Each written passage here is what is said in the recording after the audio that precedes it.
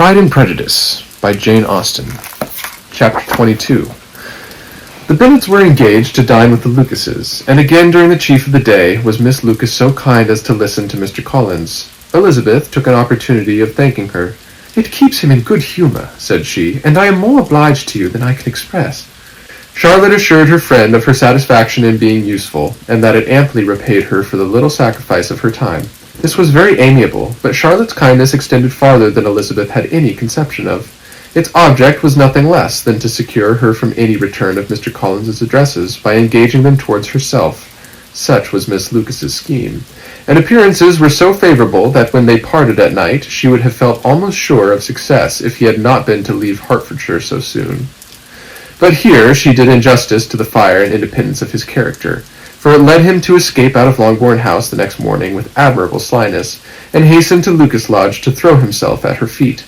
He was anxious to avoid the notice of his cousins, from a conviction that if they saw him depart, they could not fail to conjecture his design, and he was not willing to have the attempt known till its success could be known likewise. For though feeling almost secure, and with reason, for Charlotte had been tolerably encouraging, he was comparatively diffident since the adventure of Wednesday. His reception, however, was of the most flattering kind. Miss Lucas perceived him from an upper window as he walked towards the house, and instantly set out to meet him, accidentally, in the lane. But little had she dared to hope that so much love and eloquence awaited her there. In as short a time as Mr. Collins's long speeches would allow, everything was settled between them to the satisfaction of both, and as they entered the house he earnestly entreated her to name the day that was to make him the happiest of men. And though such a solicitation must be waived for the present, the lady felt no inclination to trifle with his happiness. The stupidity with which he was favoured by nature must guard his courtship from any charm that could make a woman wish for his continuance, and Miss Lucas, who accepted him solely from the pure and disinterested desire of an establishment, cared not how soon that establishment were gained. Sir William and Lady Lucas were speedily applied to for their consent, and it was bestowed with a most joyful alacrity. Mr. Collins's present circumstances made it a most eligible match for their daughter, to whom they could give little fortune, and his prospects of future wealth were exceedingly fair. Lady Lucas began directly to calculate with more interest than the matter had ever excited before how many years longer Mr. Bennet was likely to live, and Sir William gave it as his decided opinion that whenever Mr. Collins should be in possession of the Longbourn estate, it would be highly expedient that both he and his wife should make their appearance at St. James's. The whole family, in short, were properly overjoyed on the occasion. The younger girls formed hopes of coming out a year or two sooner than they might have otherwise done, and the boys were relieved from their apprehension of Charlotte's dying an old maid. Charlotte herself was tolerably composed. She had gained her point and had time to consider of it. Her reflections were in general satisfactory. Mr. Collins, to be sure, was neither sensible nor agreeable. His society was irksome, and his attachment to her must be imaginary, but still he would be her husband. Without thinking highly either of men or of matrimony, marriage had always been her object. It was the only honourable provision for well-educated women of small fortune, and however uncertain of giving happiness, must be their pleasantest preservative from want. This preservative she had now obtained, and at the age of 27, without having ever been handsome, she felt all the good luck of it. The least agreeable circumstance in the business was the surprise it must occasion to Elizabeth Bennet, whose friendship she valued beyond that of any other person. Elizabeth would wonder, and probably would blame her, and though her resolution was not to be shaken, her feelings must be hurt by such disapprobation. She resolved to give her the information herself, and therefore charged Mr. Collins, when he returned to Longbourn to dinner, to drop no hint of what had passed before any of the family. A promise of secrecy was of course very dutifully given, but it could not be kept without difficulty, for the curiosity excited by his long absence burst forth in such very direct questions on his return as required some ingenuity to evade, and he was at the same time exercising great self-denial, for he was longing to publish his prosperous love. As he was to begin his journey too early on the morrow to see any of the family, the ceremony of leave-taking was performed when the ladies moved for the night, and Mrs. Bennet, with great politeness and cordiality, said how happy they should be to see him at Longbourn again, whenever his other engagements might allow him to visit them.